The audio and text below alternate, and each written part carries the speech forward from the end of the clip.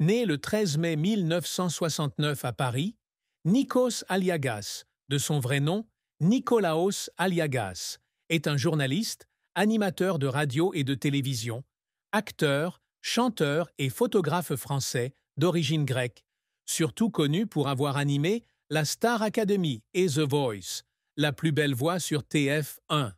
Fils d'Andreas Aliagas, un talentueux tailleur originaire de Stamna, en Étolie à Karnani, et d'Aroula, une infirmière originaire de Missolonghi, Nikos a grandi dans un mélange interculturel de français et de grec, fier de ses racines et animé par le désir de se dépasser.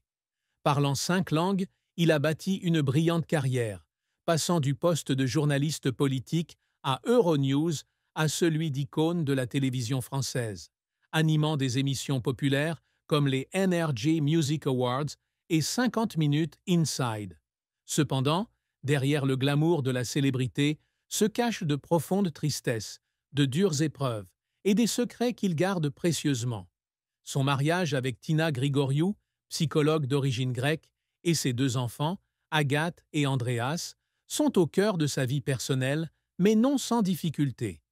À 56 ans, Nikos Aliagas a vécu des moments qui l'ont émouvant, des deuils familiaux aux pressions professionnelles, en passant par des secrets qu'il partage rarement.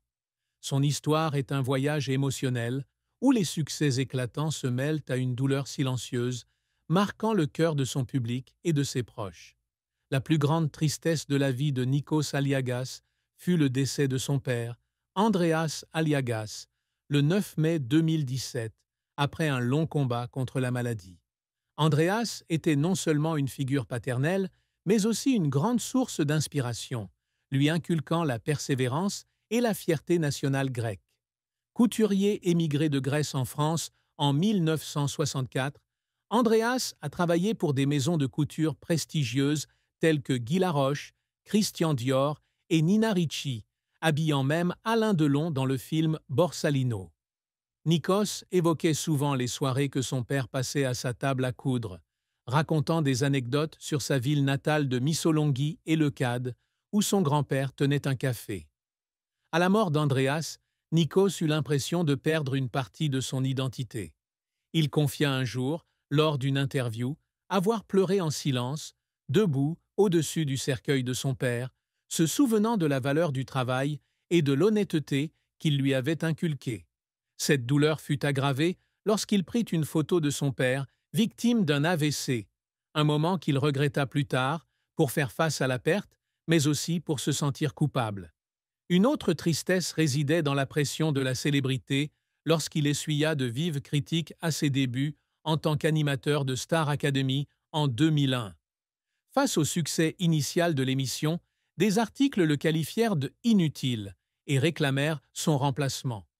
Il confia un jour à sa mère, Aroula, qu'il voulait arrêter, estimant avoir fait fausse route. Ces critiques le firent pleurer à plusieurs reprises dans son petit appartement parisien, se demandant s'il aurait la force de continuer. Il portait également en lui la tristesse d'avoir la double nationalité, se sentant toujours tiraillé entre ces 2 patries. Bien que né en France, il retourna fréquemment en Grèce durant son enfance, et ce sentiment de ne pas appartenir tout à fait à l'un ou l'autre pays le rendit parfois seul. Il écrivit dans son livre « Allez voir chez les Grecs » qu'il aspirait à être accepté dans les 2 cultures, mais qu'il se sentait parfois comme un étranger. Ses chagrins, de la perte de sa famille aux pressions de sa carrière et à sa lutte identitaire, laissèrent de profondes cicatrices chez Nikos, qui versait souvent des larmes en repensant à son parcours. La carrière de Nikos Aliagas s'étend sur plus de 3 décennies, ponctuée de triomphes, mais aussi de revers et de luttes qui l'ont fait pleurer. Après des études de lettres modernes à la Sorbonne, il débute sa carrière à Radio France Internationale en 1988, travaillant de nuit pour financer ses études. Parlant 5 langues, il rejoint Euronews de 1993 à 1999, devenant correspondant politique et interviewant des célébrités comme Madeleine Albright et Yasser Arafat. Il présente également les journaux télévisés sur TMC et Alter Channel en Grèce, démontrant ainsi sa polyvalence.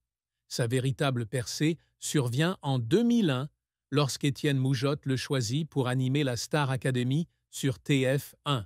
L'émission, qui compte plus de 700 épisodes quotidiens et 150 émissions principales sur 7 ans, atteint 14 millions de téléspectateurs, faisant de Nikos l'un des présentateurs les plus populaires de France.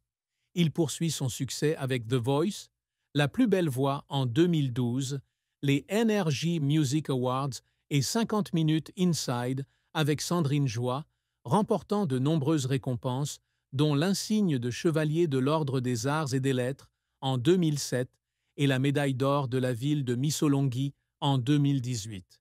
Il s'essaie également au cinéma, dans des films comme Le rêve d'Icare et prête sa voix à des films d'animation comme Rio, et sort l'album Rendez-vous en 2007 en Grèce. Sa passion pour la photographie est reconnue par des expositions comme Nikos Aliagas, Corps et âme à la conciergerie en 2016, où il expose des portraits en noir et blanc de stars comme Dustin Hoffman et Monica Bellucci. Cependant, sa carrière n'a pas toujours été de tout repos. À ses débuts en tant qu'animateur de la Star Academy, il est vivement critiqué par la presse qui le qualifie de incompétent et exige son remplacement. Il a un jour confié être rentré chez lui, s'être assis dans le noir et avoir pleuré parce qu'il se sentait incompétent. Un autre revers a été l'échec de son émission Ça donne envie sur LCI, qui n'a pas atteint les audiences espérées, ce qui l'a amené à s'interroger sur sa capacité à animer des émissions culturelles. Il a également peiné à passer du journalisme politique à la télévision de divertissement, nombre de ses collègues d'Euronews l'accusant d'avoir trahi ses idéaux. Surmonter ces difficultés n'a pas été facile. Il a passé des mois à peaufiner sa voix et son style d'animation, travaillant souvent jusqu'à l'épuisement.